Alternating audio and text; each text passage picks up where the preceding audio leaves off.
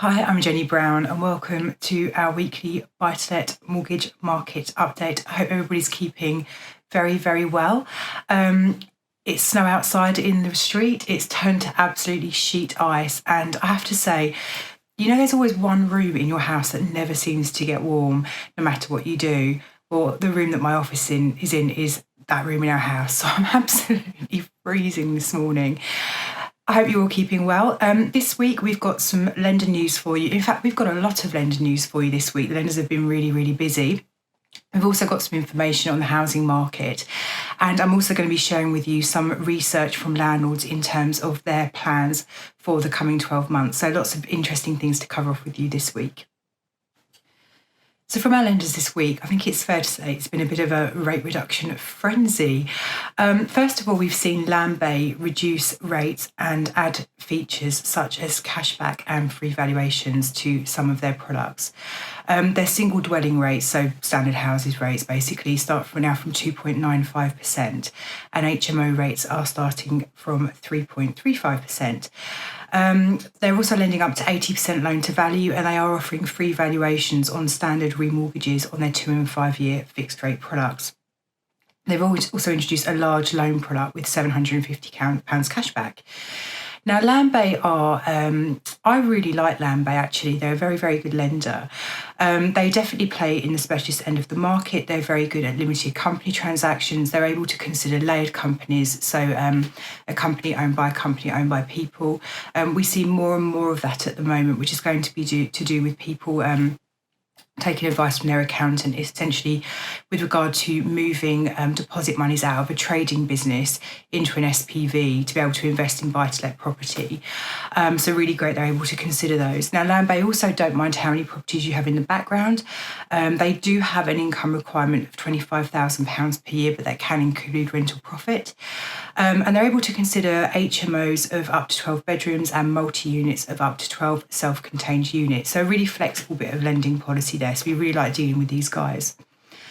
Now, we've also seen LendInvest refresh their offering in the last week, and they're now able to lend up to 80% loan to value net, so i.e. before any arrangement fees are added, on standard properties, and they've also dropped some of their rates. And they've also increased their loan to value and drop rates on their HMOs as well. They've increased their maximum loan sizes. They've brought in cash back on some of their products. And they've also dropped their pricing for Tier 2 borrowers. And Tier 2 borrowers would be those people who have got an imperfect credit profile. They've also refreshed their criteria, and they can now lend on HMOs of up to 15 rooms and increase their exposure limits per applicant as well. So really great news from LendInvest. We've also seen Zephyr Home Loans introduce a new product range with key changes, including that they've reduced rates on their specialist and standard products, so specialist being limited company, HMO and multi-units.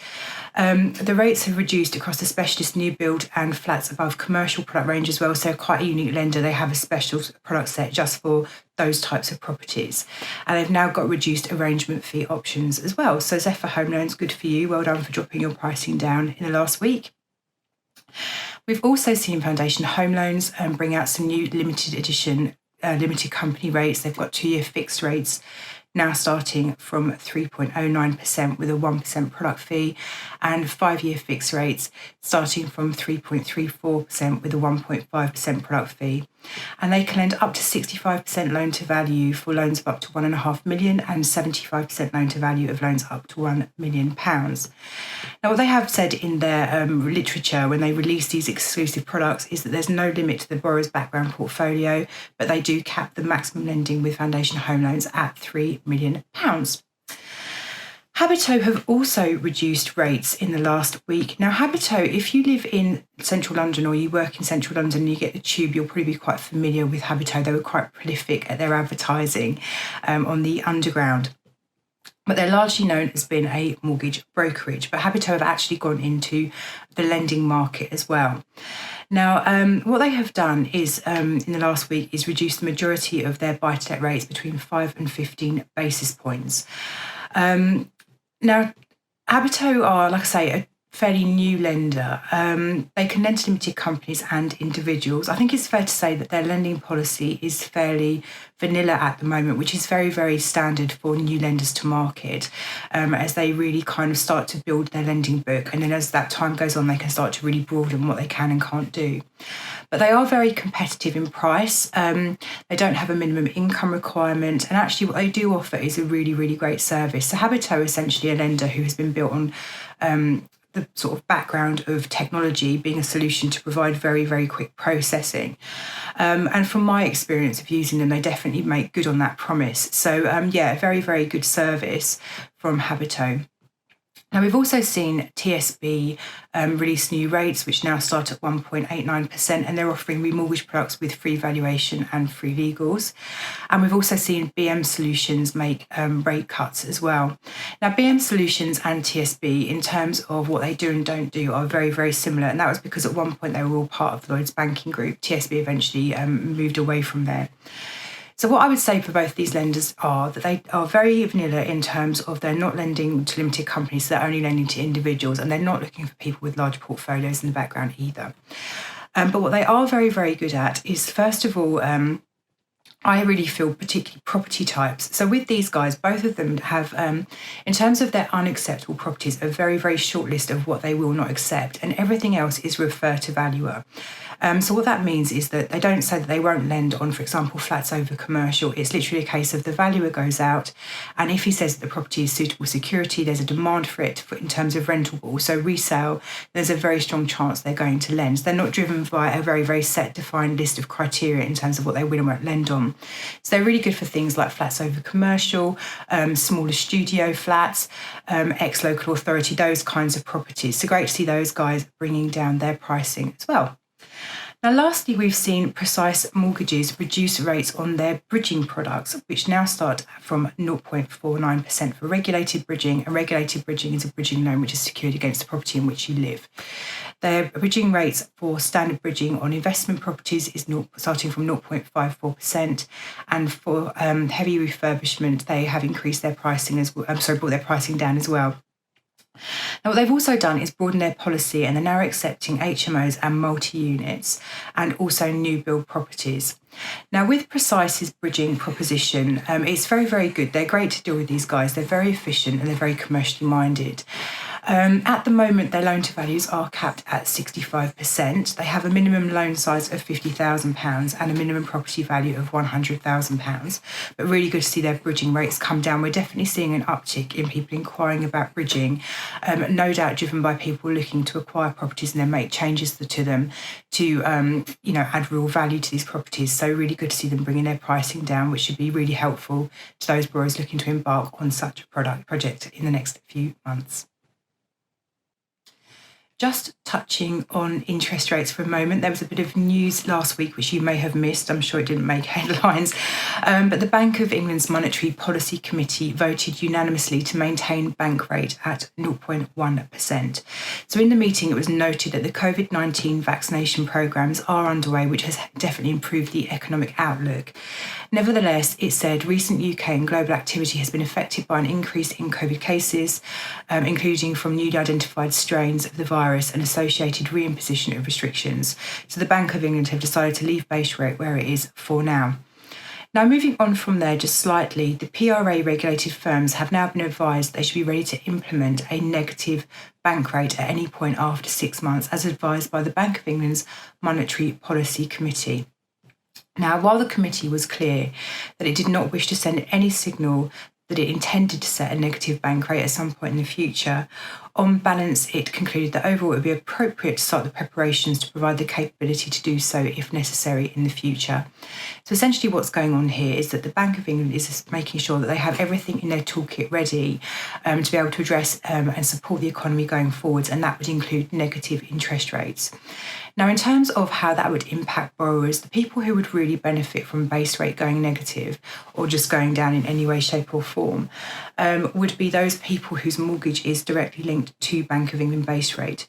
Anybody who has a mortgage which is on a fixed rate or linked to any other kind of interest rate, so for example, LIBOR, SONIA, or the lender's standard variable rate, you won't necessarily see your mortgage interest rate come down if base rate moves. So this is really only going to absolutely benefit those people on base rate trackers.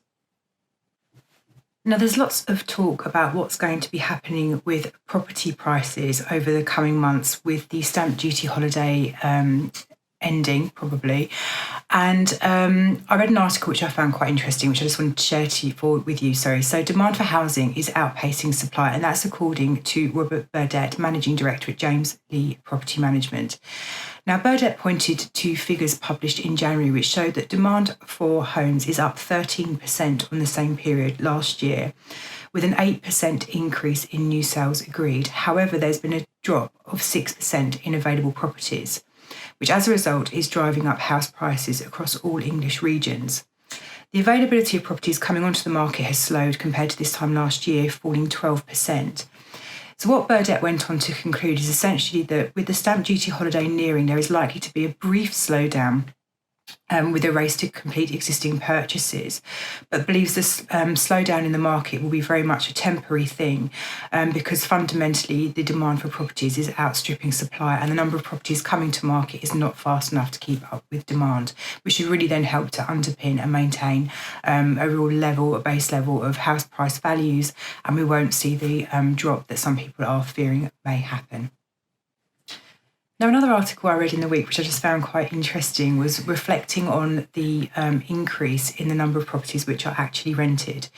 So almost a quarter, so 21.9% of the population of London currently live in rented accommodation, and this is according to data from Ascend Properties. So across England, the second greatest number of people living in rental accommodation is in Yorkshire and the Humber at 19.7%. Looking to the greatest increases over the last decade, the North West noted the largest uptick, at 3.8%, and Yorkshire and the Humber of 3.6%. Conversely, the South East has seen the lowest increase in the proportion of people renting of just 0.7%.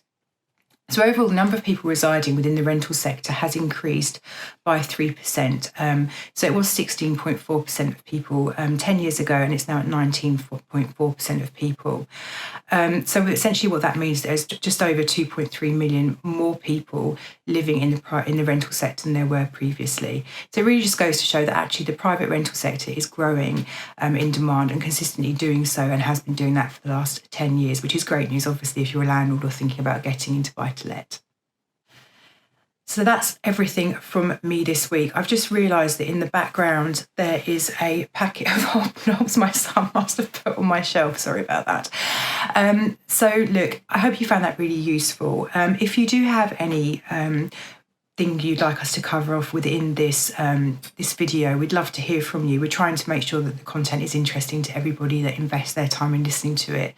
So if there is anything you'd like us to start factoring in as a weekly piece or just a one-off, please do leave a note in the comments or get in touch. But as always, give us a call if you have any mortgage related questions, 0345 345 6788, or go to our website mortgagesforbusiness.co.uk. We would absolutely love to hear from you. So until next week, look after yourselves, do try and stay warm, and I'll see you next Wednesday.